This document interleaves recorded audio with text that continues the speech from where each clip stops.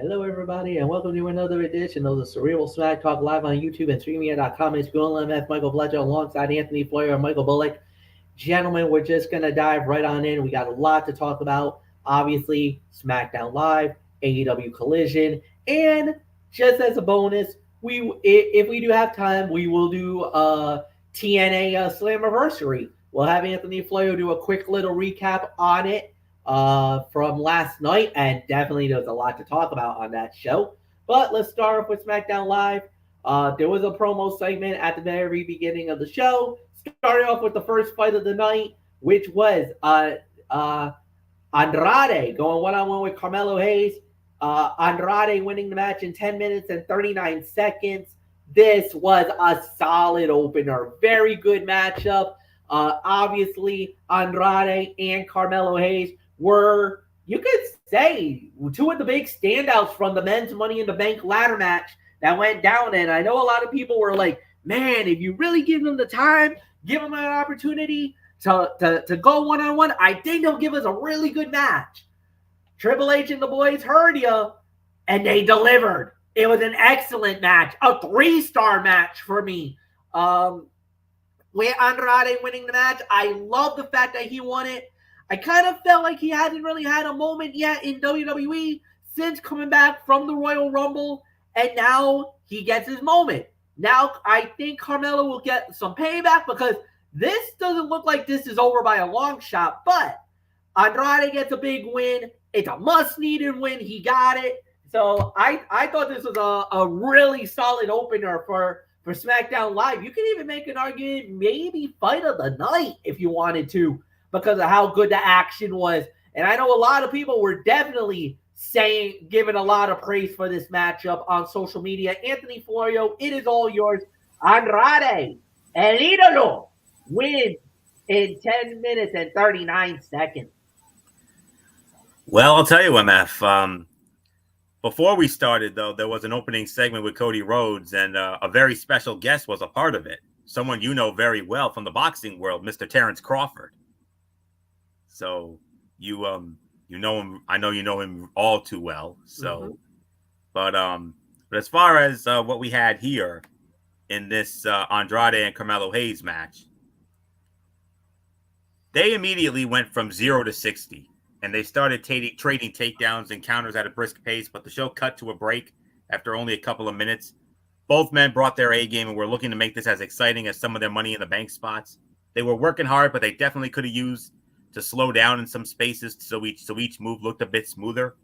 That minor complaint aside, fun display of agility and athleticism. Melo came close, but El Idolo put him down for the win with his finisher.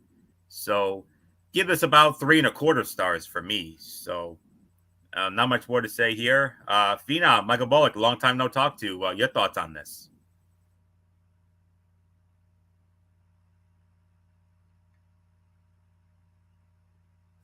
Bullock, are you there? Okay. Yeah, I thought this was a solid match. I mean, definitely a good way to start off the this edition of SmackDown on the matches side. Yeah, I'm gonna give this about maybe 3.25, teetering on 3.5. I mean, this was definitely a great way to start it off. Andrade definitely with a big win here against someone in the caliber of Carmelo Hayes, and I'm with you, Fletch. I mean, I got a feeling this is not over with them, because if I know your boy Carmelo Hayes, he's not going to take this loss lightly. He's going to find some way to get another match with Andrade to prove that, well, in his mind, that this was a fluky win for Andrade. So we'll see. We'll see what happens. So nothing more to say. Let's move on. Next up we had was Bianca Belair versus Chelsea Green. Bianca Belair wins the match in 56 seconds. Dud. Worst fight of the night. There was something after Isla Dawn and Alba Fire cutting a promo. It looks like we're getting a rematch. Isla says that it looks like we might be getting a rematch. We'll see how that plays out. Nothing more to say on that. Then we had the contract signing for the United States Heavyweight Championship, as it was with Logan Paul, Nick Aldis, and LA Knight. And man, Anthony Florio, they came hard on this one, man. They were going at it. Like, this was good. This was some good stuff. Very good stuff indeed. And Logan Paul actually called LA Knight by his real first name. So that was as if it was an insult or something like that. But I really enjoyed the segment. This was my segment of the night for sure. And I'm definitely looking forward to the SummerSlam match. No question about it. LA Knight's walking out the U.S. champion. There is no question about it right now. I got a good feeling about it. He's long overdue for a title, and I think he finally gets it in the SummerSlam. So just a brief thought on me for that. So segment of the night for me. So Michael Bullock, your thoughts? Logan Paul, LA Knight, U.S. title, SummerSlam. Yes, it's official. I mean, and yeah, they definitely traded words with each other, and Logan Paul thinks it's going to be another easy night for him. But then again, you expect anything less from this cocky, arrogant prick. I mean, look, as far as a wrestler, I mean, he's a talented wrestler, but his attitude, well, let's just say, in the immoral words of the soon retiring John Cena, it needs a little attitude adjustment. So, yeah, I mean, and I'm already calling it as well. I mean, I think LA Knight's finally going to get his moment, and I think he's finally going to get his first singles title in WWE. And I'm gonna say it when LA Knight is going to be your new United States champion, and there's nothing better to do it than at SummerSlam. Yeah. Well, it's yours, Fletch. We'll see. I kind of feel like a lot of people are thinking the same thing. A lot of the prognosticators now are picking LA Knight to indeed dethrone Logan Paul and become the United States Heavyweight Champion. We'll see if that does indeed happen at SummerSlam. It was a good promo segment. Good in-ring work by both men. I love the zingers going after each other. Like you said, he went personal. He called LA Knight by his real name, and we're like, whoa, really? You did that, Logan? Okay. But I also loved Logan really hit a marker at LA Knight, and I know maybe it offended Anthony Florio, maybe offended Michael Bullock, but a lot of the people out there on the internet was like, you know what? As harsh as that criticism was, he was actually right about LA Knight. That was actually a valid criticism of him. So I know a lot of people were like, that was a low shot, low blow. You can't say that. Well, there's some out there that's like, you know what? That was perfectly in bounds in their eyes. So, I mean, and then LA Knight ripped on Logan Paul. And again, the fans were like, fair game. You know what? That's a perfect criticism of Logan Paul. You can talk about his brother being a little more, that maybe his brother has more guts and balls than Logan does. And quite frankly, I mean, you can say whatever you want to say about Jake Paul, but you know, for what it's worth, he's delivering. So yeah, no doubt about it. I thought it was a fair assessment both ways around. I had no problems with that segment. I thought they did a really good job with it. Next that we had was Tiffany Stratton going one-on-one with Michin. Mia Yim winning the match in 7 minutes and 56 seconds. But it was because Bayley showed up. Now, of course, Nia Jax was out there for Tiffany Stratton. But then Bayley showed up and she destroyed the Money in the Bank briefcase. The briefcase got wrecked badly. But if you notice, the contract is inside the briefcase. The contract is there.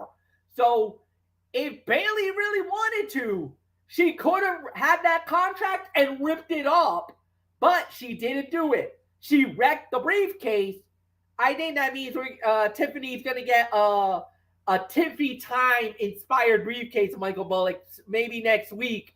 Because you notice when Bayley started going to town on that briefcase, you saw that something fell out of that briefcase, and I looked at it. I'm like, oh, wait a minute.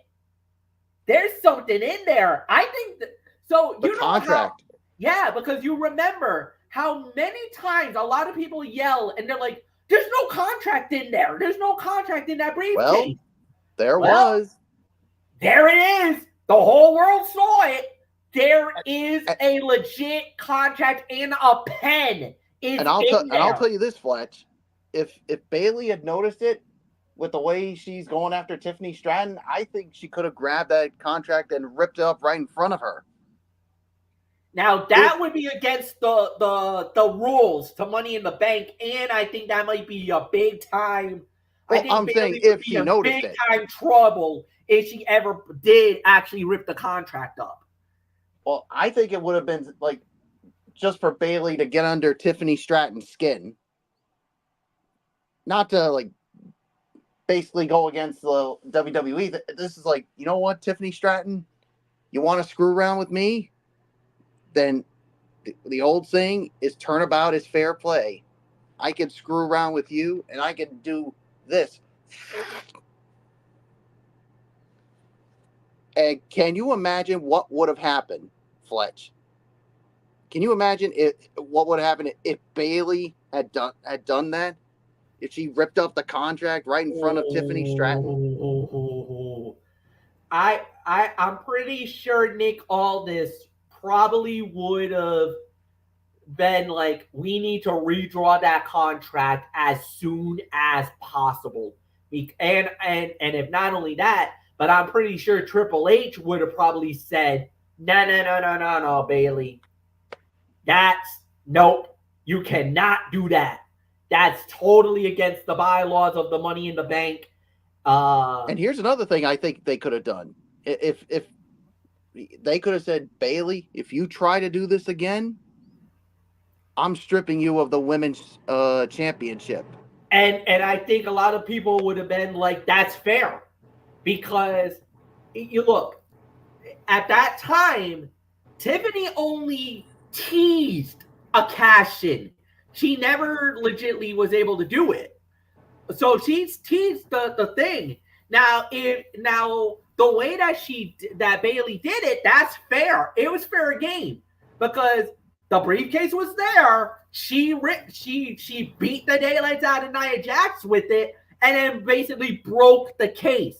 But if you notice, she didn't go after the contract itself. So destroying the case is one thing.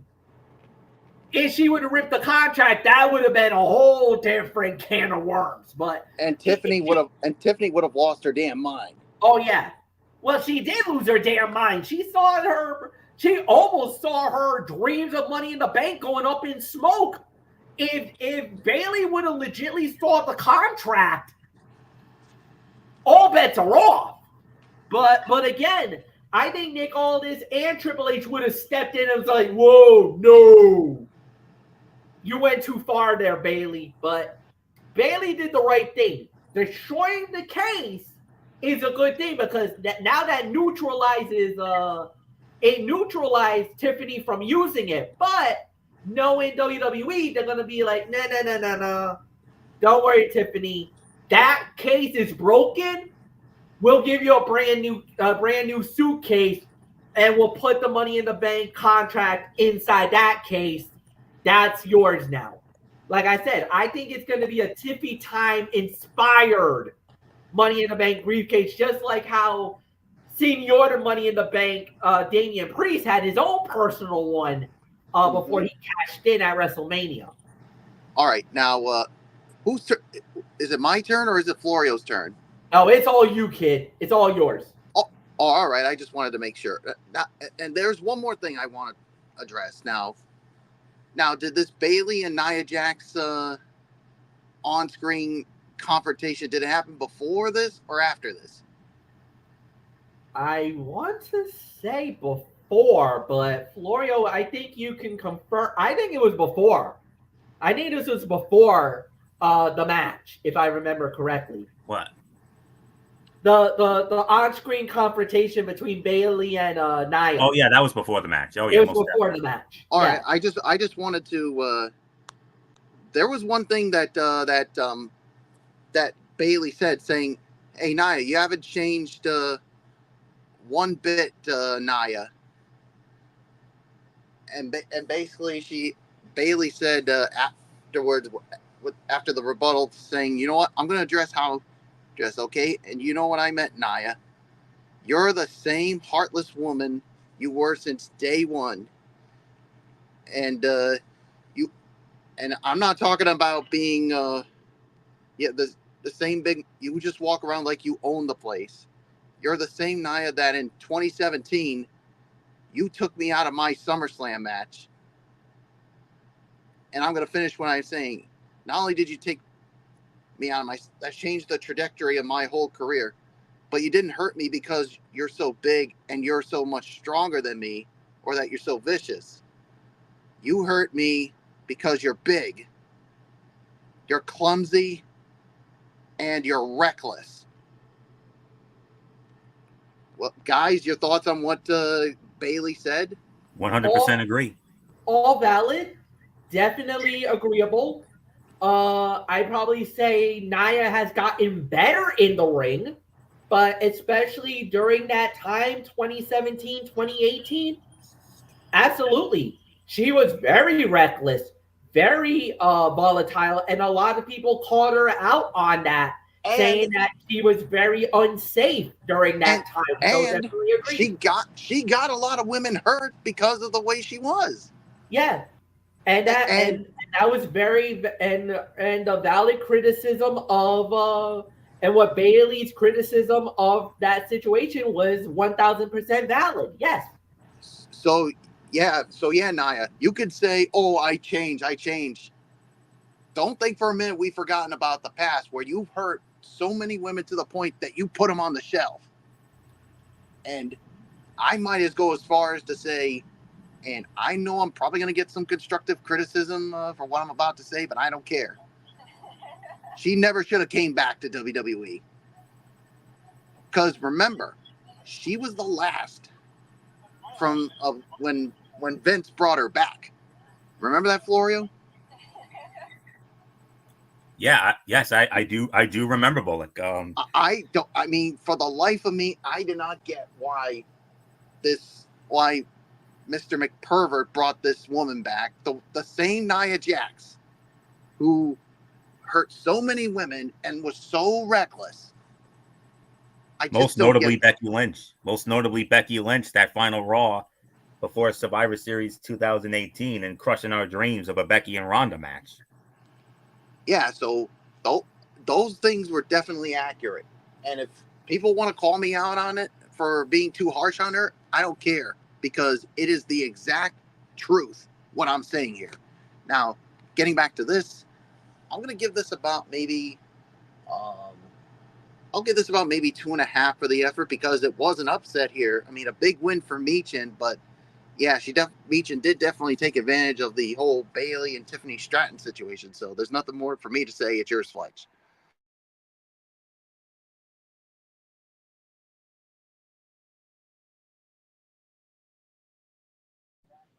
Fletch, are you there? Oh, maybe he stepped out for a minute. Away. Yeah, very possible he did. Well, do you want to just take this, Florio, until he comes back? Yeah, I'll take it. I'll gladly take this for a spin while we wait for MF to come back. Let's see. All right. Now, as far as this match is concerned, this was about a 2.5, 2.75 of a star match. They had some great spots, but some transitions between big moments showed a lack of established chemistry between these opponents.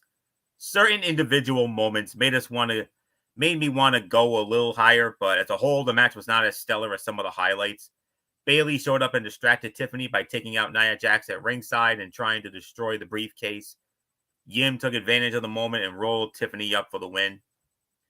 Now, there's always been a pet peeve of mine over the years, and that has always been making Money in the Bank briefcase holders look a little bit on the weaker side of things. I mean, there have been years where we saw some Money in the Bank holders, lose a succession of lose a lot of matches in succession. I mean, look at Bryan Danielson in 2011 when he had the Money in the Bank briefcase. He lost a lot of matches before he had his crowning moment. Didn't really sit well with me. I mean, if you want to get your Money in the Bank winner over strong, you gotta have him or her start putting together a series of wins and keeping that momentum. Otherwise, because if you have them lose while they go on a bit of a losing streak, while having the Money in the Bank briefcase, then what was the point of putting it on the winner in the first place? Exactly. So, yeah, I mean, I know it's only one loss, but I kind of felt like Tiffany should have won this match, if I'm being honest. I mean, she is the Money in the Bank holder. She's one of the most over women in the women's division right now. I mean, the crowds love her. I mean, I think that's more of an IWC thing, really. But don't worry. She's gonna get her big moment soon enough, and I do believe, and we all believe, that at SummerSlam, she's gonna get that crowning moment. We'll hear MF say history has been made, unprecedented crowning, the whole 9 yards, when we do our SummerSlam recap in a couple weeks. But man, as far as this is concerned, this is about, like I said, 2.5, 2 3/4. Nice win for Michin. It's nice to see her. I mean, something had to give here. I mean, at the same time, Michin hadn't really been setting the world on fire either. But she's got a couple of wins. I mean, her and the Good Brothers winning that six-person mixed tag on NXT, and then this. I mean, good couple of wins for Michin there. And I kind of would have liked to have seen Tiffany get this one, considering she is the Money in the Bank holder. But she's not going to be holding that thing for long. She's going to be holding on to that for a couple more weeks, because we all know SummerSlam, that's going to be her big moment. So 2.5, 2 3/4 for me. MF, I don't know if you're back yet, but if you are, come back in and we'll continue on here. So it was like I said, it was fine for what it was worth, and I don't mind the destruction of the briefcase. It just gives a little added flavor to it more than anything else.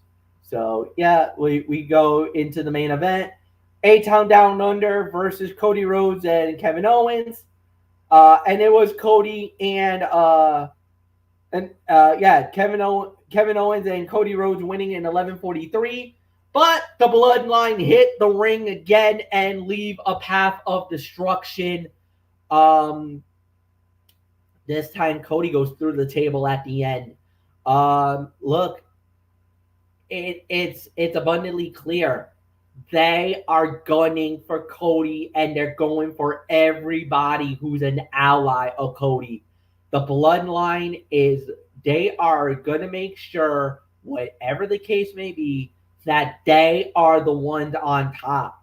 Solo to become the undisputed WWE champion. And it's almost apparent now how this is going to play out. You know what?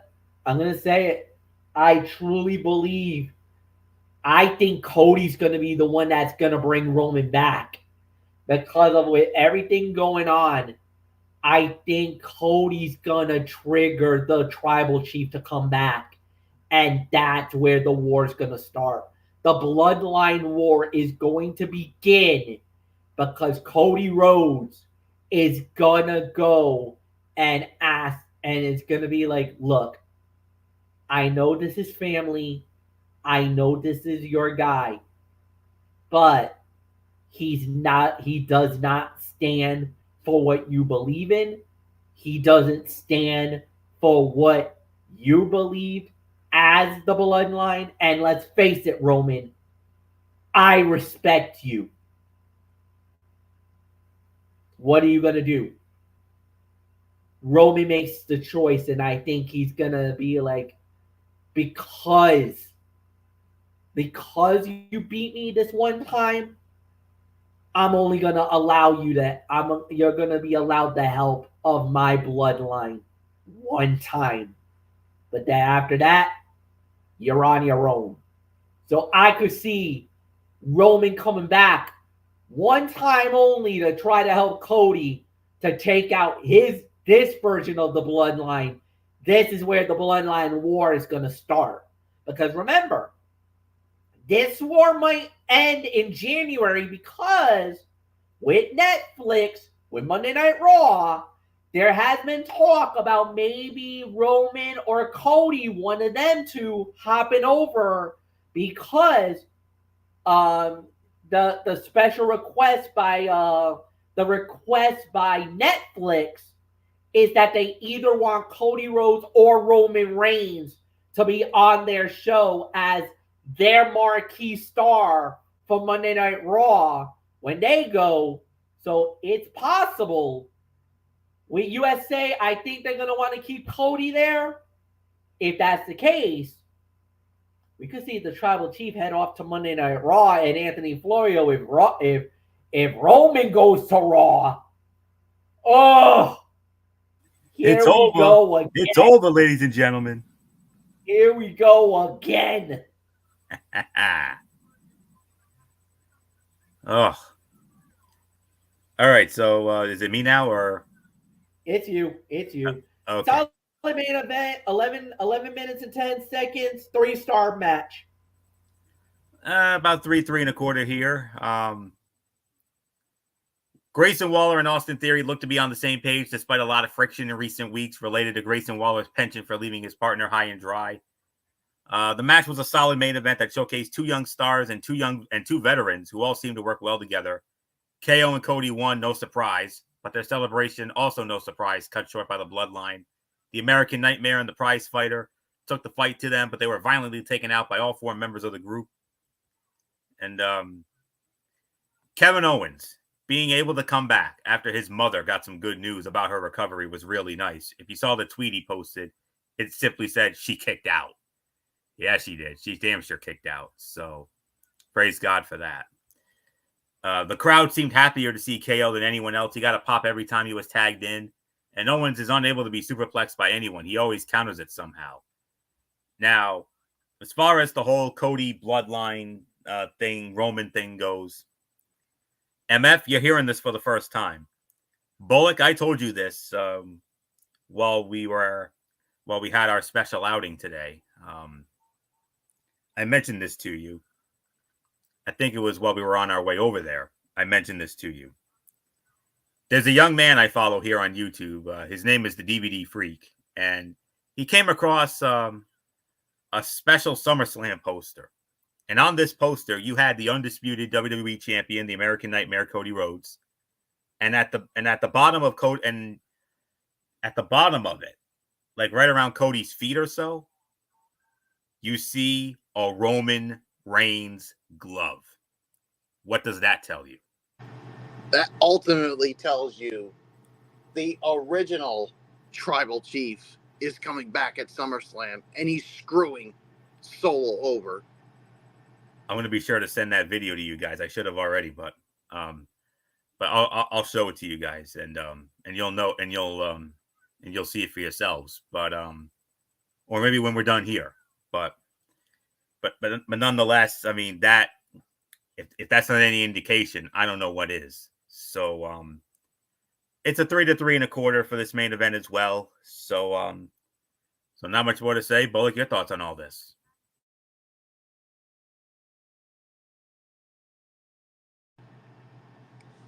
Yeah, I'll give this about 3.25, maybe 3.5 for this for the main event. I mean, yeah, I mean it was good, but yeah,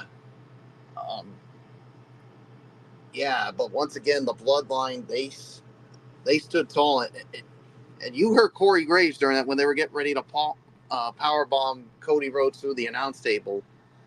He said, "Get these maniacs out of here."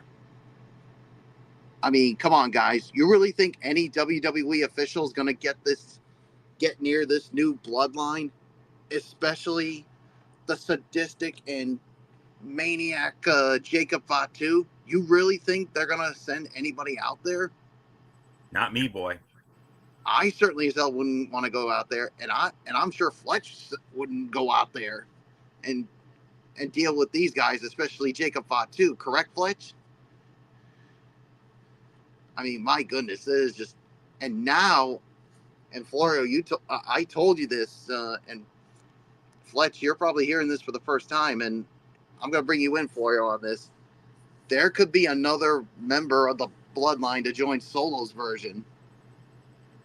Well, and MF knows this guy a lot better, and we talked about it on the way to our outing. But like when we talked about this guy, we're like, we don't know much about him, but I know MF would fill us in on him. Hikaleo MF.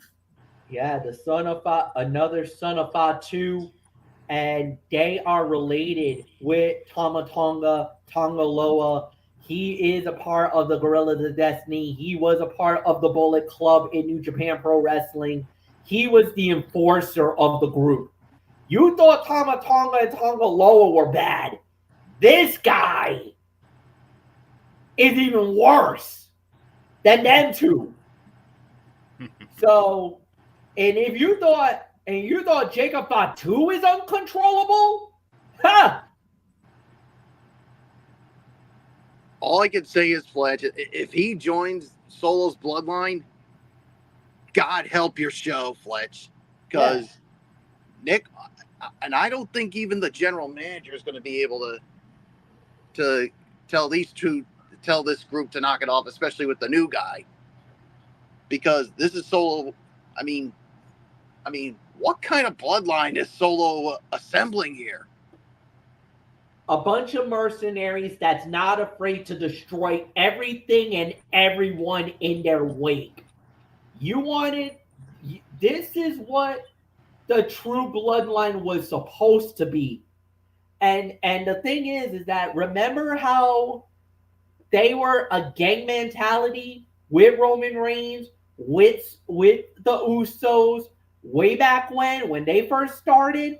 And remember how they were running around doing damage and all that stuff? They just elevated the game with this. Solo and this bloodline is like, what you did was basically kids play. You want chaos? You want anarchy? You want destroyment? Look what we do. Hold my effing beer. That's what that is. Do you really think anybody's going to want to cross this bloodline? There is one guy who probably would. And that's the original tribal chief. And that's the original tribal chief. First off, I'll say this. I'll bet you Roman would say, you never were tribal chief because I never anointed you. I never gave you the right to call yourself tribal chief. And you injured my wise men? No. That's where the lines are going to be drawn. And I'm pretty sure, like I said, Roman is going to come after Solo for the fact that he laid his hands on Heyman. It was one thing to do to Jimmy Uso. Jimmy probably deserved the beatdown because he failed at WrestleMania. But what happened to Heyman? To Heyman at Madison Square Garden? No. That was it. That was basically the straw that broke the camel's back. And I know Roman must have been seething. You know his facial expressions. And you know when he gets pissed. Yeah. You do not want to be on the wrong end of that. And he would probably say, Solo, you are nothing more than a sick, uncontrollable bastard. So, yeah, a lot of things are going to play out eventually. But first, we got to get to SummerSlam. Yep. So, and then after SummerSlam, all I can say is, Fletch, let the real fun begin. Yep, we'll see. It's yours. All right. With that said, we are going to go into the overall review. Anthony Florio, it is all yours. 7 out of 10 for me. Friday SmackDown only had one match you should go out of your way to see and very little in the way of storyline developments. Andrade and Mello absolutely stole the show with ease, but unfortunately they didn't have much competition, especially since one of the matches barely lasted more than a minute. The Bloodline story is SmackDown's bread and butter, but relying on attacks to end every show is a slippery slope. I'm not saying it's like the NWO, but it's not unlike it either. Chelsea Green and Bianca Belair should have had more time, and it would have been nice to hear from the new tag team champions after their recent title win. But, it is what it is. So, actually, I'm going to bump it down a bit. I'm going to give it somewhere in excess of 6.5 for me. Not all that. It was solid, but not overly spectacular. And we got a tape show coming up because we had a double taping Friday night because this upcoming week they're going to be touring Japan. So, yep. So we got a tape show to look forward to, and sometimes they deliver, other times not so much. But to be honest with you, I don't really like tape shows. But we'll get into it next week, and then go back to the live show the night before SummerSlam in Cleveland. So yeah, so 6.5 for me. Bullock, your thoughts? Yeah, I'll give this about maybe 6.5. I mean, like you said, solid, but not overly spectacular. There were some things they could have done better with, but yeah, I mean, like you said, solid, but not overly spectacular. So it's yours, Fletch. Yeah, I'll say about 6.5. I think they did an all right job. I guess it wasn't basically to its liking, but it is all right, no problem. So let's go into AEW Collision. We have not done an episode of this in a long time, but we started off with a good one. Beast Matos versus Darby Allin. Darby Allin winning the match in 10 minutes and 30 seconds. This was basically Darby coming back, getting a good win over, a competitor. Basically a showcase for Darby just so that he can get, fans can reintroduce himself and more importantly, get some momentum heading into Blood and Guts that's going down on Wednesday night. So that was kind of more of a showcase fight for Darby Allin. It was about 2.5 to 3. Anthony, it's yours. Yeah, about 3 stars as well. 3.25 for this as well.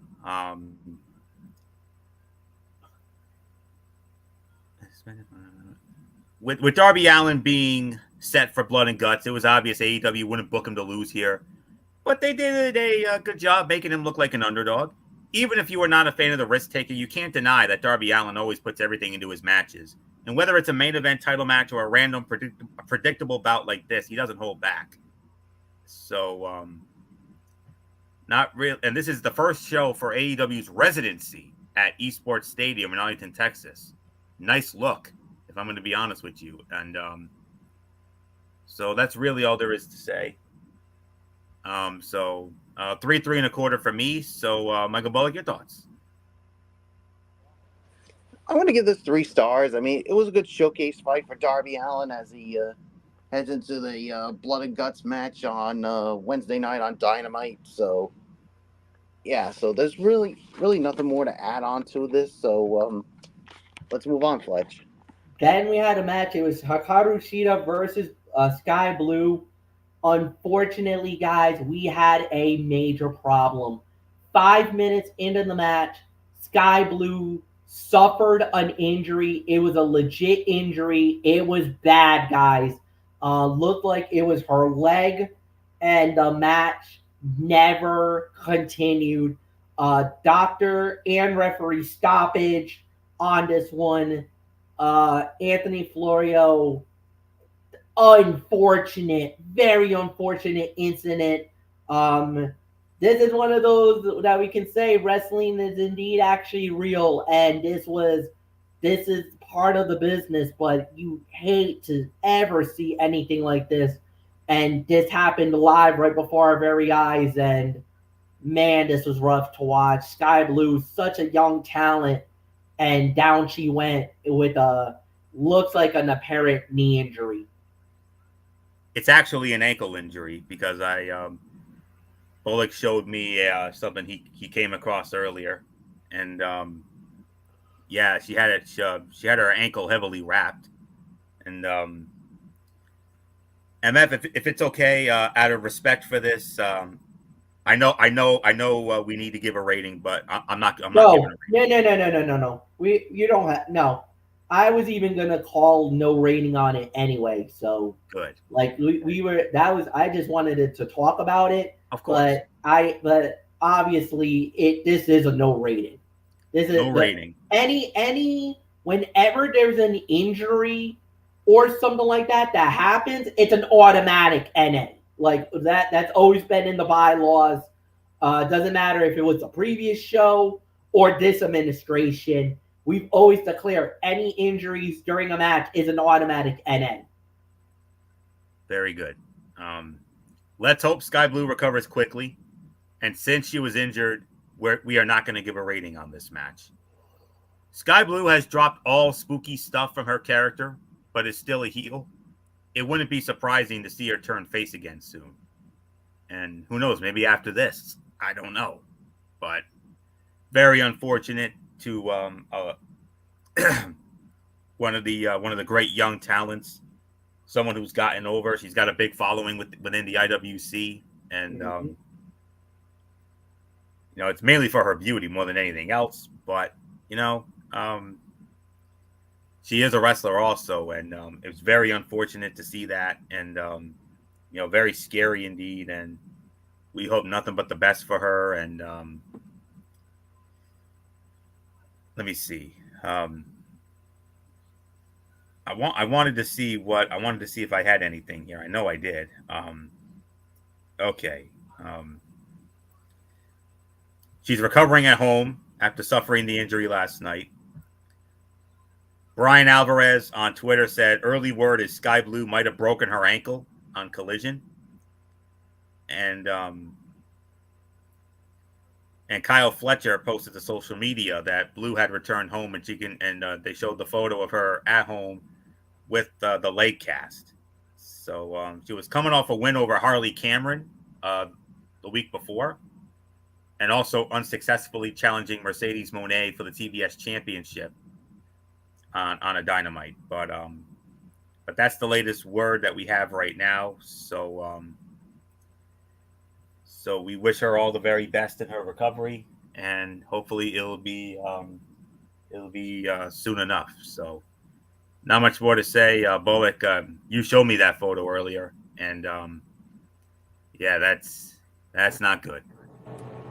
Yeah, that is definitely not good, especially when you see her in a cast like that. Yeah, who knows how long she's going to be out of action, but my guess is it's going to be for a long time if it's a broken ankle. So she's such a young talent and was really, I've been impressed with her, but yeah, this is a major setback for her. And you know what? It's tough for me to say. I would not be surprised if we don't see her for the rest of 2024. I would not be surprised at all. But we've seen crazy. It's very possible. Yeah, but we've seen quicker recoveries before from injuries like this, so you never know. We'll have to wait and see. But all in all, we wish Sky Blue the best, and we really hope that she does have a speedy recovery. So it's yours, Fletch. Yeah, she's young. She's wicked young. Maybe the body will allow her to recover a lot more quicker. But broken ankles are so tricky, man. I've had my fair share of ankle injuries. Anthony, you know this very well. It's not fun.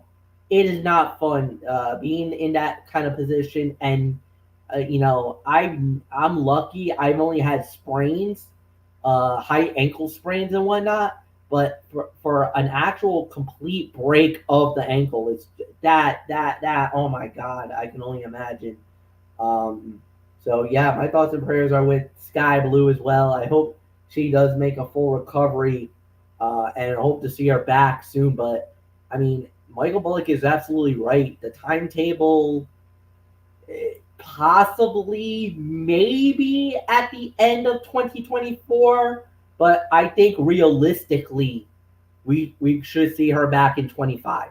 Like that's a realistic more than anything else. Tony Nese going one-on-one with Ray Phoenix, and it was Ray Phoenix winning the match in 11 minutes. I believe it goes to it goes to you, Michael Bullock. You lead off, so it's yours. Yeah, I thought it was a solid match for Ray Phoenix here. I mean, I'll give this about maybe 3.25 on this one. Nice win for him. So, but yeah, I really got nothing more to say. It's yours, Fletch. 3 to 3.25, definitely agreed. I thought they did a really good job with it. Could have been solid in different areas, but I enjoyed the match. Nothing more to say. Anthony, it's yours. Even though Tony Nese is known for his muscular physique, he is just as quick on his feet as any luchador. So this was a fast-paced encounter with a lot of quick sequences. And the rest of the Premier athletes interfered a lot during the break, but Ray kept finding a way to fight back. This impromptu match ended up being quite a bit of fun and gave the crowd a few memorable moments. And that's all there is to say on that. Phoenix was doing a lot to sell a leg injury, and the pop-up Hurricanrana from Phoenix looked awesome. So 3.25 for this. So with that being said, MF, let's move on. Or it's your turn, rather. Yep. No, 3 to 3.25. You're right. I thought they did a really good job with it. Solid match. Nothing more to say. Next up, we have was Roderick Strong versus Tomohiro Ishii, and it was Roderick Strong winning the match in 12 minutes and 20 seconds. Really good, solid fight. Another 3.25 to 3.5 stars. Great action all the way through. Obviously, there was some chaos a little bit after. Matt Taven, Mike Bennett, and Roderick Strong tried to do a beatdown, saved by Mark Briscoe and Kyle O'Reilly. Maybe a 6-man coming up on Dynamite on Wednesday night. That might be a nice little precursor before we get into Blood and Guts. Because Blood and Guts is going to take the final hour of the show. So not more to say. I thought it was 3.25, 3.5. Anthony, it's yours. 3.25, 3.5. They kept a steady pace, and I'll tell you what, the former international champion, Roderick Strong, the former international champion, sold a lot for Tomohiro Ishii and made him look like the feared veteran he is. They kept a steady pace and made this field competitive, but it never really felt like it mattered who won. We don't need every match to have big stakes, but it felt like this one had zero. And the Kingdom showed up and gave Roddy an assist to score the win. Briscoe and O'Reilly prevented any further violence. And Ishii cornering Strong and staring at him was kind of funny. And it was hard to tell if Ishii was supposed to counter a gutbuster or if Roddy messed up. The way it happened looked unintentional. 3.25, 3.5. Michael Bullock, your thoughts?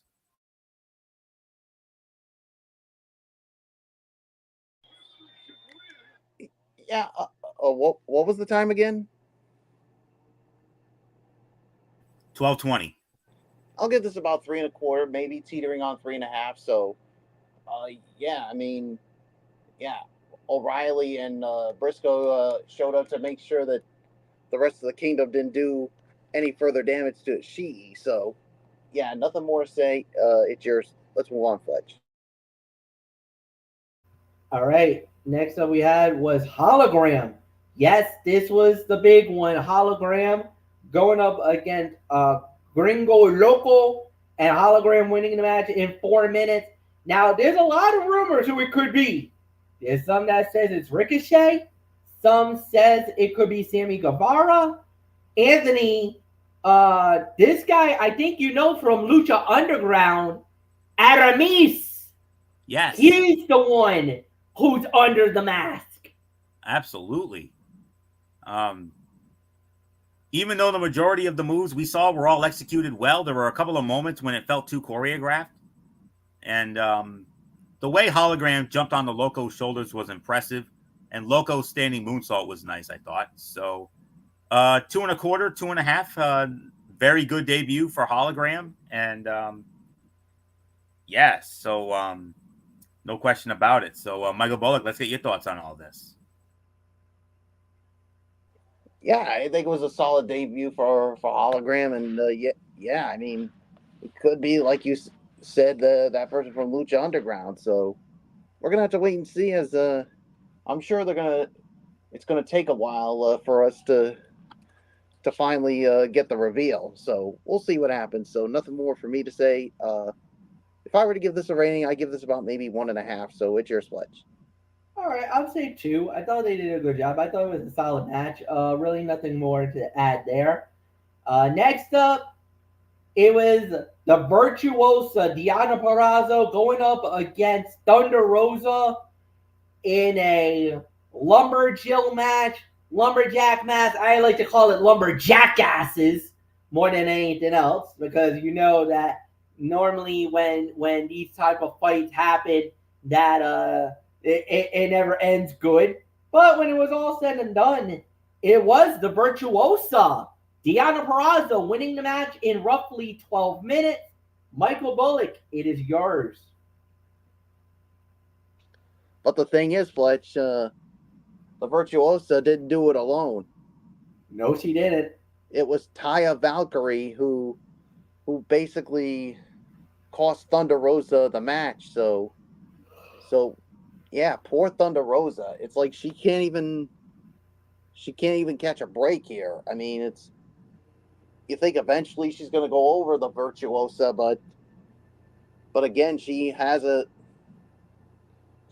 finds some sneaky way to get the win, and now she has a new friend in Taya Valkyrie.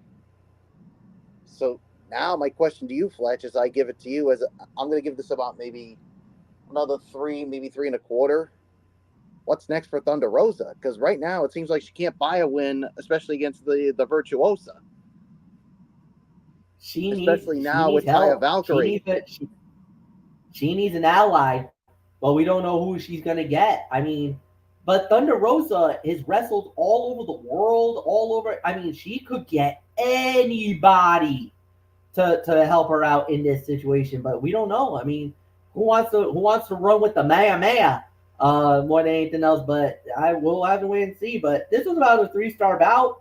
Obviously, it's always hard to predict these lumberjack match or lumberjill matches, to say the very least. But they did a good job with it for what it's worth. And yeah, nothing more to say. Anthony, it's yours. First half of this was pretty basic, but it got more intense as time went on. It ended up becoming an entertaining encounter. The spot when they fell onto the lumberjills looked a little rough for some of the women doing the catching, and the spear Rosa hit through the ropes looked great. And so that's really all I can say here. So Valkyrie and Perazzo, that's very interesting, because MF, these two had a lot of battles. Oh, yeah. Especially for that Reina de Reinas championship. So, especially when they were in Impact, so in TNA. So, very interesting to see them as allies here. So, be interesting to see who Rosa gets in response to this. So, we'll keep an eye on that for sure.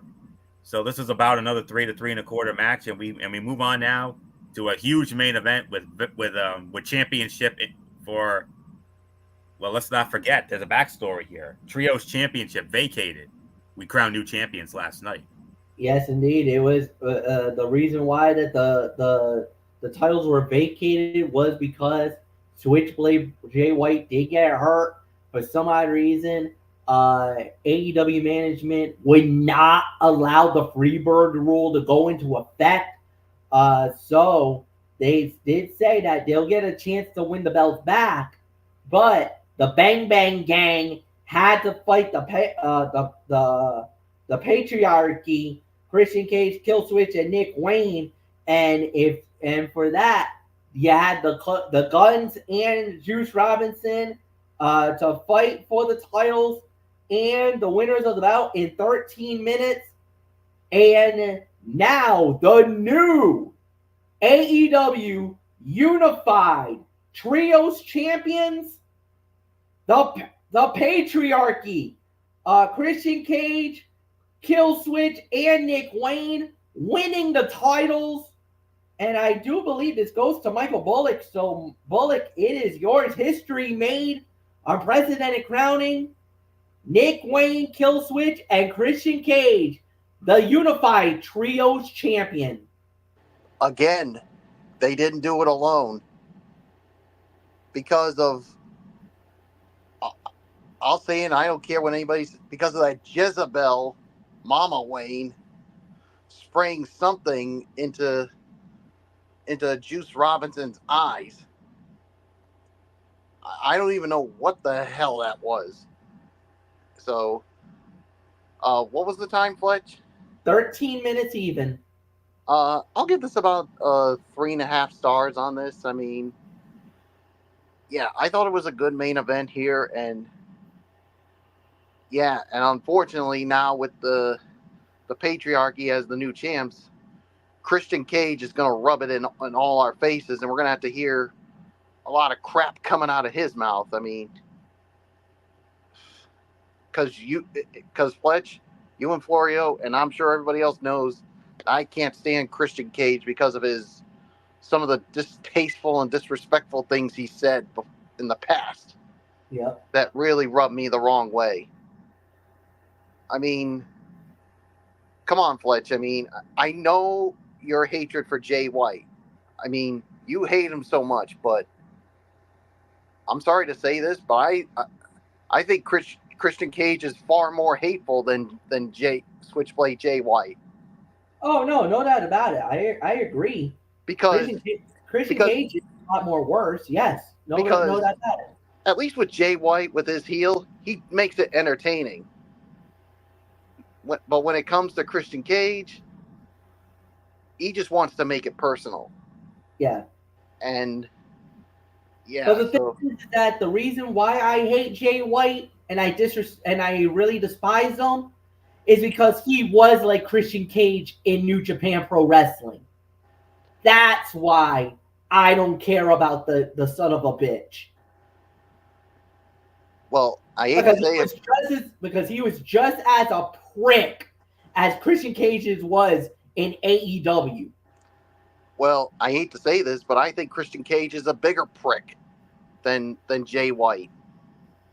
I mean, just for what I said, because of the distasteful and disrespectful comments he said about so many people, and he's even gone as far as to go there with some things that, well, I don't want to rehash things from the past because it'll just get me all riled up here. So, yeah. So, as far as I'm concerned, I hate Christian Cage more than you hate Jay White. So nothing more to say. It's yours, Fletch. The only reason why you're just saying that, Michael Bullock, because you don't really know what Jay White really did. Let's just say he disrespected a whole culture of Japanese. He disrespected the Japanese people. He disrespected the Japanese culture and said how South Africa was better than them, and even took the nerve and the shot to take at some of the legends of Japan. Well. Yeah.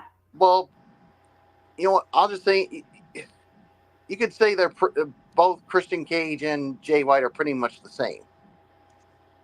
So, don't get me wrong. Christian Cage said some very hurtful things and some very derogatory and disgusting things. But trust me, what Jay White was doing in New Japan failed in comparison to what Christian Cage did or does. I'll say that. Don't get me riled up. That's all I'm saying. Oh, so, I don't plan on doing it. Yeah, because I'm already there.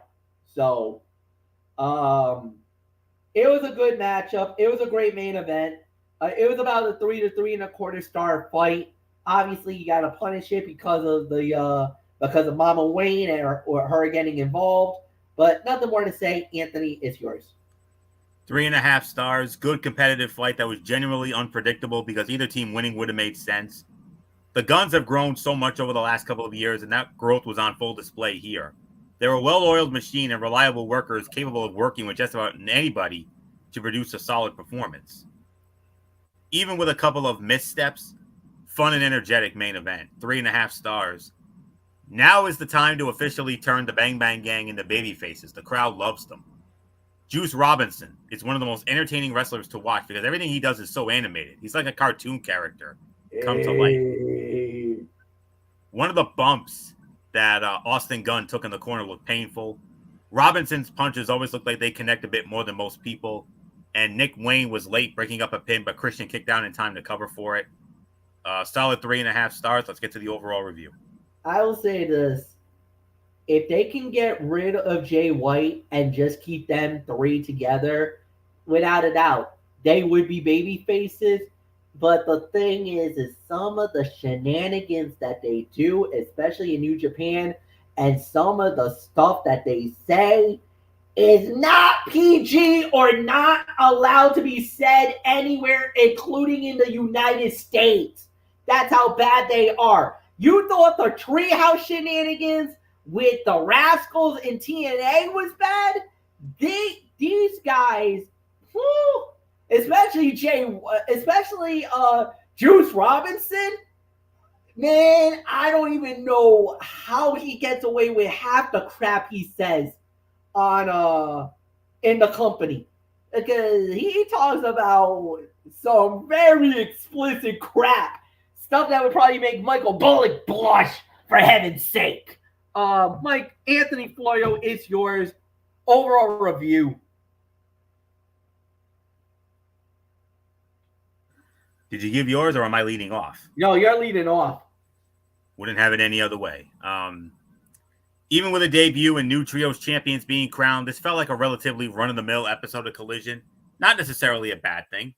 The average episode of AEW TV is usually strong from an in-ring perspective, and this show definitely had a lot to like in that regard. Hologram's debut was simple but effective in establishing him as an exciting new high flyer on the scene, and the main event trios bout delivered some fun moments. However, Darby Allin and Mortos, if I'm going to be honest with you, that was my fight of the night. They gave the fans in Texas a great performance to get the show going. So, this is in excess of 7 to 7.5 out of 10. So, not much more for me to say. Michael Bullock, your thoughts? Yeah, 7.5 for me as well. Yeah, you pretty much said everything. So, Fletch, it's yours. 7 to 7.5 out of 10, no doubt about it. Solid show, no doubt. Anthony Floyd, come on in, bro. Hit us up. What the hell happened at Slammiversary last night? I heard some crazy shit. Oh, yes, indeed. Okay, so let's get into it. Last night, Slammiversary live from the Verdun Auditorium in Montreal, Quebec, Canada, exclusively on pay-per-view, or you could also see it on Trailer TV, which I did, or you could also watch on the TNA Plus app. And I'll tell you what, we started off with 3 pre-show matches, so let's get into it. Actually, we had 4. We had a bonus pre-show match. We'll get into that in a second. First up, we saw Tasha Steelz squaring off against Fabi Apache, Giselle Shaw, and Zaya Brookside in a 4-way match. Tasha Steelz wins that match in 6 minutes and 20 seconds. Then we had Kushida. Now, Kushida was scheduled to face Jonathan Gresham, but Jonathan Gresham, because of travel issues, could not make it. So they put Rich Swann of First Class in his place. So Kushida squared off against Rich Swann, and Kushida came out with a throwback. MF, do you remember Hakushi from the old 1995 WWF? Yes, I remember him, yes. Let's just say Kushida looked almost exactly like him. Did you see the Hakushi-like things on his face and his body? Oh, yeah. And he also had this, what looked like a basket on his head. Yeah. Okay. They call him the time splitter for nothing, man. He went back in time. Yep, and he looked like Hakushi. And Kushida winning the match via submission with that hoverboard lock in 6 minutes and 45 seconds. Knockouts Tag Team Championships on the line. The champions, Masha Slamovich and Alicia Edwards of the Militia, defending against the former champions who they defeated for those titles back in May at what was that event? Under Siege. Spitfire, Danny Luna and Jody Threat. Just like at Under Siege, the Militia winners and still Knockouts Tag Team Champions. Militia win it 8 minutes and 45 seconds. And then Santino Marella, our director of authority, said we have enough time for a bonus match. Eric Young, TNA veteran, going up against a gentleman you know very well, MF, from Major League Wrestling Fusion, Alexander Hammerstone. Oh, yeah. There's your bonus. There's a bonus. Now that's a bonus match, baby. Eric Young won the match in 5 minutes and 25 seconds. So that's the pre-show. Now let's get to the main card. And we started it off with the Broken One himself, Broken Matt Hardy. Yes. And he squared off against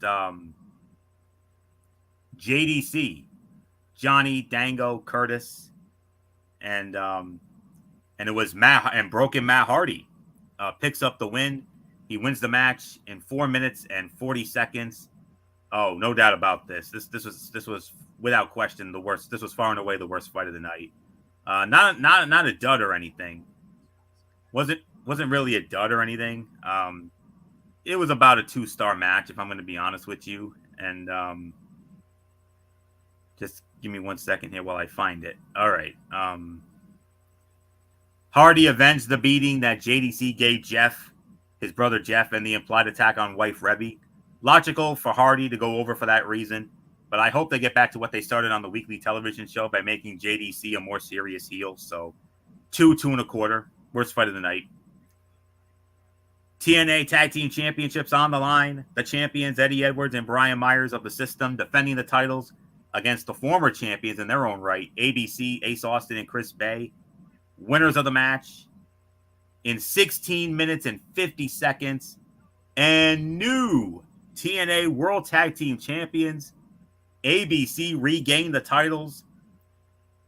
4 to 4.25 stars. Very good tag team match. And it doesn't hurt that it was capped off with a satisfying title change. No doubt about that. So, big win. And MF, if there's anything you want to add to it, feel free. You're more than welcome.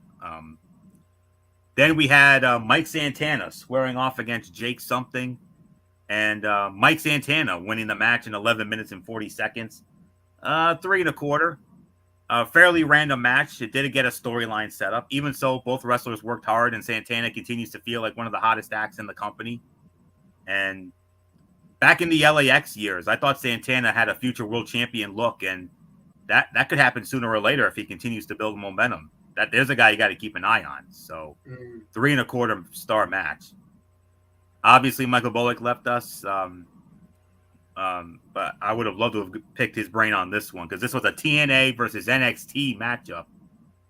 The 3 members of the Rascals, Zachary Wentz, Trey Miguel, and yes, Wes Lee from NXT back in TNA for the first time since his days as Desmond Xavier. They went up against NXT's No Quarter Catch crew, Charlie Dempsey, Tavion Heights, and Miles Bourne. Winners of the match, 14 minutes and 10 seconds. It was the Rascals. 3.5 to 3.75 stars. I love the finisher, and we are absolutely loving this Rascals reunion. Let's hope this is not the end of it. The No Quarter Catch crew members all have talent, but they simply need more time together to gel both in the ring and as a faction. So 3.5, 3.75 stars for this. Now, this was originally supposed to be a standard wrestling match, but Santino Marella made this match a Montreal street fight for both the Digital Media Championship and the Canadian International Heavyweight Wrestling Championship. The double champion, AJ Francis, a.k.a. Top Dollar from WWE. He's now the leader of this faction called First Class, defending against Pierre-Carl Ouellette, PCO, Montreal's own PCO. You best remember him as Pierre the Quebecer Pierre from the Quebecers in the 90s. And, of course, Jean-Pierre Lafitte. We all remember that one, too. Mm-hmm. Winner of the match. 13 minutes and 45 seconds. And new TNA Digital Media Champion and Canadian International Heavyweight Wrestling Champion. PCO wins the match. But wait, there's more. Steph DeLander, formerly Persia Parada in NXT. There's been a little bit of a romance angle going on between the two of them. Oh, I've heard about it. Well, it almost gives me it like I've been hearing that it's almost similar to Dexter Lumis and Indy Hartwell in NXT. Like it's almost like that kind of a romance. Yes. Winner of the match, like I said, PCO won the titles. Yep, PCO won the match was over. After the match was over, Steph Delander shows up, and she proposed marriage to PCO. And PCO, as only he could, he said we. That means yes. So, MF, in the immortal words of Rowdy Roddy Piper, we got ourselves a wedding and a wedding date. All right. And get this. They actually taped that thing tonight. So who knows? Possibly this Thursday night, we might be getting that thing. So, you better hop on TNA Plus or find a way to see this. Or actually, I can say is that I can't believe I'm about to say this, but there's a couple of not YouTubers, Twitch actually is allowing streamers, guys who stream on Twitch. They actually gave them the right to actually show on picture-in-picture TNA wrestling on Thursdays. So you do get to see it. So I got to find one of my streamers. I got a whole bunch of them who I'm good friends with. Yes. I know one of them. I think Ashanti is the guy's name. Okay. He actually does stream it. So I might be able to watch it this Thursday on TNA. So I just got to go through. I got to go into Twitch to watch it. Fair enough. So, for this was about 3.5, teetering on 3 3/4. The fans loved Hometown Hero PCO. This match may not be many people's style, and yet it was great for the show. It fired up the live crowd and delivered something unique compared to the rest of the card at a time when the show needed it. Knockouts Championship on the line. Champion Jordan Grace defending against MF's favorite knockout, Ash by Elegance. Well, MF, I'm sorry to say this, but the winner of the match in 12 minutes and 10 seconds, and still the Knockouts champion, it is Jordan Grace. I will say this, though. It was a 3 1/4, teetering on 3.5 for this. Solid match. And I can't believe I'm saying this. The best match that I recall seeing the former Dana Brooke in. They had the tough task of following the crowd-pleasing PCO homecoming and pulled it off. I thought we might see Ash steal the title, so the clean win by Jordan Grace really caught me by surprise. Honest to goodness, it really did. X Division Championship on the line. The champion, Mustafa Ali, squaring off against another hometown hero, Speedball Mike Bailey. And who was sitting in the crowd? Speedball Mike Bailey's wife, Veda Scott. Ho-ho. Hey now. Winner of the match. But before I get into the winner of the match, the referee for this match, of course, was Frank Gastineau, who was a current TNA official. Well, we had a ref bump, which TNA is notorious for. And Mustafa Ali was waving for somebody to come down. I was like, okay, maybe he's probably calling for another referee, like a Daniel Spencer or something. Coming out to the crowd, 75-year-old Hall of Famer, the greatest yet most controversial referee in the history of wrestling, Earl Hebner. I heard about this. MF, your boy, your favorite referee. Earl Hebner. And we know Earl Hebner in Montreal. We know that track record. Let's just say he did not get a warm welcome. No, he did not. You screwed Brett chance. 27 years later, they have not forgotten about it. Nope. Mustafa Ali put Speedball Mike Bailey in a sharpshooter, And Mustafa Ali was basically telling him, ring the bell, Montreal. Hebner did not do it. And Mustafa Ali was so pissed, he went after him. He got in his face. And then Speedball kicks a chair into Mustafa Ali. Speedball puts Ali in the sharpshooter. And the winner of the match in 20 and a half minutes, that's 20 minutes and 30 seconds, and new X Division champion, Speedball Mike Bailey. History made, unprecedented crowning. I should have done it the first time with the PCO, but this was without a doubt history made, unprecedented crowning. Just when I thought I never wanted to see another finish related to the Montreal Screwjob, they came through with a fun one. Earl Hebner was moving gingerly when he walked out, but then again, like I said, he's 75 years old. Yeah. And hopefully that chair didn't catch him too badly. Ali and Bailey worked really well together, and this match lived up to my expectations. And wow, unbelievable here. 4.5 stars. You could certainly make an argument for fight of the night on this one. Earl Hebner showed up, and that's that. I'm just glad that Earl probably, in a way you could say, Earl gets his redemption. Yes. Because he easily could have called the bell and did a Montreal Screwjob 2.0. He easily could have, but he did not. He let it go. And for him to actually get that moment, to get the call, and for that to actually be the end where Canadians' own Mike Bailey wins the X Division title in Montreal, good for him.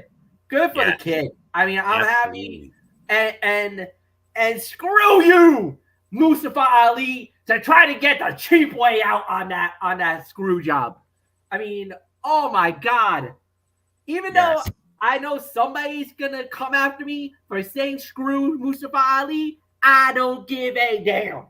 Go ahead, Anthony. It's yours. Yeah, 4.25, 4.5. Now, traditionally, TNA pay-per-views usually end around 11 o'clock. But in a small sense, they almost pulled an AEW last night. This thing went 20 minutes over. And that's why we had to postpone the show last night to now. The main event. But before we get into that, Santino Marella was approached by Ash by Elegance's concierge, George Iceman, and Alexander Hammerstone. And he announced that this Thursday night on Impact Wrestling, we're going to have ourselves a mixed tag team match. Knockouts champion Jordan Grace and Eric Young to take on Ash by Elegance and Alexander Hammerstone. Mixed tag. So you got that to look forward to on Thursday. Main event of the evening. This was the one we were all waiting for. The 6-pack elimination match for the TNA World Heavyweight Championship. The champion Moose defending the title against Joe Hendry, Josh Alexander, Nick Nemeth, a.k.a. Dolph Ziggler, Frankie Kazarian, and Steve Macklin, a.k.a. Steve Cutler. So let's break it down here. The first elimination didn't come until 10 minutes and 45 seconds into the match. And it was Steve Macklin. Steve Macklin was the first man eliminated. He was pinned by the champion Moose following a spear. Almost 11 minutes later, at the 21:40 mark, the champion Moose was the second man eliminated. And he was eliminated by Joe Hendry. Joe Hendry eliminated Moose with the standing ovation at 21:40. Because of that. And that at that point, yep. You know what that meant. New champion confirmed. Mm-hmm. New champion confirmed. And I remember watching it. Yep. And then 1 minute and 5 seconds. For a brief period of time, the buzz, the energy, and the spirit inside the Verdun Auditorium in Montreal, Quebec, Canada was sucked out in one found swoop. And it was by, of all people, Josh Alexander. Josh Alexander turning heel, low blowing Joe Hendry, and then hitting him with his patented C4 spike at 22:45. Joe Hendry eliminated by a newly heel turned Josh Alexander. And if you remember, and the one key thing about that, Anthony, was that, did you hear what Josh Alexander told Joe Hendry? You are a joke. You are a moron. You are everything that is wrong about professional wrestling. And that's right at the point when he eliminated him. It was a wow moment for me. And like I said, the fans in Montreal acted accordingly. And social media acted accordingly by calling this guy an asshole, because that's exactly what he was. Because of the fact that Josh Alexander was for quite a while, for a good couple years or so, was the heart and soul of TNA wrestling, and he felt like the fans turned his back on him for the quote unquote shiny new toy in Joe Hendry. So, hey, there's a fun little feud right there. If you want to get Joe Hendry even more over than he already is, a feud with Josh Alexander will definitely do wonders for him. Oh yeah. I can't wait to see that fight go down. Maybe at one of the future TNA Plus specials. But don't worry, folks. Joe Hendry's going to get his moment in the sun. Maybe they're saving it for the biggest show of them all. Bound for Glory. You never know. All I can tell you is Bullock was not happy about it either. So, and I think we all know why, because we all know Joe Hendry is practically his new favorite wrestler now. So, oh yeah, he's loving the Joe Hendry gimmick. But then again, you and I already knew what Joe Hendry brought to the table. You a little more than me. Yeah.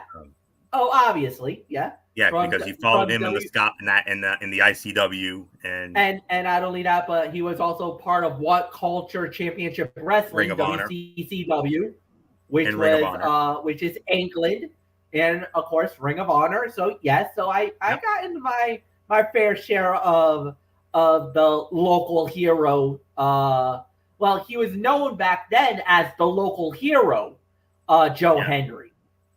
Yes, sir. So, yep. So that was at 22:45. And then 6 minutes and 5 seconds later, Josh Alexander eliminated by Nick Nemeth. Nick Nemeth with a super kick. Alexander's gone. We're down to 2. It's Nick Nemeth versus TNA original Frankie Kazarian. It was 2 minutes and 5 seconds after this. And the winner of the match, in a total time of 30 minutes and 55 seconds, and new TNA World Heavyweight Champion, Nick Nemeth. Dolph Ziggler wins the title. So, wow. 4.5 to 4 3/4. You could certainly make an argument for 5. Strong main event with a surprising outcome. The Josh Alexander turn actually felt more surprising, and a small part of me thought maybe they could have had him win the title as a heel. That said, I was surprised when they didn't put the title on Nemeth back at Rebellion when he challenged Moose in a singles match. So no complaints about the new champion. If it wasn't going to be Henry, I'm glad it was Nick Nemeth. TNA got a minor case of Tony Khan itis with 4 matches on the pre-show and a main card that ran past the 3-hour mark. We all know AEW pay-per-views go about 4 or so hours. Even so, the last 2 matches were especially strong, and this was a very good pay-per-view that played to a lively crowd. Just a shame that the lighting wasn't better, because the show looked a little minor league, and they failed to really show off the packed house. Doesn't seem like it's something to blame on the production team, as much as I'm guessing they simply didn't have a big budget to work with. But I'll tell you what, very good show last night. In excess of 8 to 8.5 out of 10. Very good show. And Yes, I'll be honest. I'll be honest. I wanted Joe Henry to win that title. I'm not gonna lie. We were all pulling for Joe Henry, but if it wasn't gonna be Joe Henry, I'm at least glad it was Nick Nemeth. He honestly should have won the title at Rebellion. Honestly, he should have won it in April. I kind of feel he should have won it there, and then maybe you could have done the switch with maybe Henry or Alexander winning as a heel champion. I don't know, but it sets up a couple things. It sets up what should be a fun feud with Josh Alexander and Joe Henry. That's gonna be a lot of fun, I think. And on top of that, Nick Nemeth, Dolph Ziggler. This is the biggest win he's had ever since his unforgettable Money in the Bank cash-in on Alberto Del Rio the night after WrestleMania 29. He's waited 11 years for a moment like last night, and I'm very happy for him in that regard. So, and well, as they always say, no rest for the weary, because at the tapings tonight, he actually defended the title. And who did he defend it against? Mustafa Ali. Ooh, good match. Yep. Yes. And some notes about those tapings that I heard. I heard that, and of course that the wedding. Yep, the wedding. Okay. Yes, and matter of fact, I do have what we can expect coming up. Nick Nemeth's going to cut a promo, interrupted by Mustafa Ali, and that's what's going to lead into that match. We're going to see Cody Deaner square off against Steve Maclin. Sami Callihan versus AJ Francis. That's a good one. And then we're going to see Hammerstone and Ash by Elegance going up against Eric Young and Jordan Grace. Let's see, what else do we have? We're going to see the Rascals in action. Oh, against Kushida and Speedball Mountain. Are you serious? Oh, banger. Oh my goodness. The three members of Rascals against Kushida and Speedball Mountain. Mike Bailey and Trent Seven. What? Oh. And then Josh Alexander's going to cut a heel promo. Frankie Kazarian's going to go against Ryan Nemeth. Jody Threat and is going to face off against Masha Slamovich. Mike Santana and Campaign Singh. And Mustafa Ali and Nick Nemeth for the World Heavyweight Championship. And the wedding of PCO and Steph DeLander. I'm not going to go into any detail about that, but you'll have to see that for yourself. Now, I don't know if this is going to, because they taped a lot tonight. I don't know what's going to air come Thursday night, but that's just some of the notes that I have from it. So, okay. So we'll see what happens. Hopefully I'll have something tomorrow night, but I had originally planned to do that to do this recap as part of my Tony's Take tomorrow night, but not a problem. We can just focus on Raw tomorrow night. No, not a problem. So all right, we'll fully focus on Raw. We'll make it all about Raw, and so we can have a decent amount of time to get into certain things, and we are getting closer to SummerSlam, so. It's the second to last episode of Raw before SummerSlam. So penultimate show. We'll see. So 8.5 Slammiversary. Damn good show. Definitely a thumbs up for me. So go out of your way to see it if you haven't already. If you ordered it on Triller TV, you've got unlimited replays of that thing. So you can watch it anytime you want. So that's why I love Triller TV. So. And as a matter of fact, just for you fine folks to know, if you do order it through TNA Plus, you do get the access to it for a full month. Unedited, anytime, any place, up to 30 days. You get the full access to TNA Plus on that. As long as you paid, I believe it was $40. I think it was like 39. Yep. Yeah, it was like $39.95 for this event. So if you paid the $39.95, you're golden. You will be set for that event. Worth the price of admission for sure. No doubt. Worth the price of admission for sure. And as always, TNA, their shows on Thursday night. If you got TNA Plus, it's only $9.95. It's only $9.99 a month. Remember when the WWE Network used to be $9.99 a month? That's exactly how much you're paying nowadays. That's TNA Plus. That's for TNA Plus. Yes. They don't have that Ultimate Insider thing anymore. No, they got rid of it. Yeah, they only have that basic package that only costs you $1 a month. So you just pay $1 and boom, boom. Then you get to see Impact on YouTube. But I also have TNA Plus too. So yeah, and that's also worth the monthly admission for sure. So. And then, like I said, I do know a few guys on Twitch.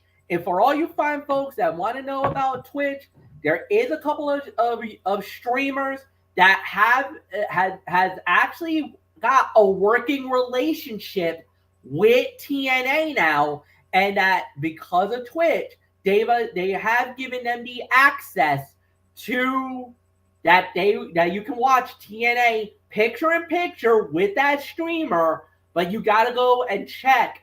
Go to twitch.tv right now and look on Thursdays. There's certain guys that will do the live feed of it, and you get to watch it as a watch along with your favorite streamers. But check your area of which streamer shows it, because not everyone does it. But there is a couple of guys who does have special access to TNA. Yeah. So with that, 8.5 for me. So very good show. Worth the price of admission, no doubt about it. So not much more to say. MF, we're done. Take it home and let's set up the feature content for the upcoming week. Yeah, we're out of here. So tomorrow night, as Anthony has aforementioned, it will be Ridiculously Raw. We will be focusing on Monday Night Raw, and there's going to be a lot to talk about with that. Wednesday Night Madness, of course, NXT, and AEW Blood and Guts. That's all you need to know. Friday, right now, I believe Friday we're only just covering. I don't think we really got much in the way of sports right now, except the preview for the Olympics. We'll have maybe certain events that we can talk about. Olympics start Friday. Yeah. So then we'll probably do it on Wednesday. What we'll do is we'll give quick thought. Men's basketball tournament. There's a couple of events that I want to get into myself. We'll do that on Wednesday night. And then Friday, actually, we'll do is SmackDown Live. We'll go back to SmackDown Live. And, of course, we also got the Big 3 preview as well. So we got a lot going on. Oh, by the way, if you're wondering, Big 3 did have some stuff as also. One of the games got bumped off the schedule. Unfortunately, Anthony, Three's company did not play due to the fact, of course, remember how TNA got affected by scheduling issues? There was travel conflicts with Big 3 as well. A couple of guys couldn't make it due to travel issues. There was a nationwide problem that went down. There was like a security breach not too long ago. Huh? Yeah, the CrowdStrike outage. Yeah. Yeah, CrowdStrike outage. It affected a lot of people. Unfortunately, members of Three's company could not make it to Portland for the game, and the game got canceled. But it's all right. No harm, no foul. They still are in the top 4. I do believe they will eventually have that game made up if it does affect Three's company in the way of seeding. They might have them play that game again, but because it looks like they're fully secured into the playoff spot, I don't think Three's company will have to worry. I don't think they'll force them to play that game if they need to. But whatever the case may be, it's fine for what it was worth. That'll be on Friday night, and we will do that then. So for Anthony Flair, from Michael Bullock, I'm Michael Fletcher. Thank you so much. As always, guys, like the video, leave a comment at the bottom, share with all your friends on all the social media platforms around the world. And we'll see you all tomorrow night for Ridiculously Raw. Goodbye.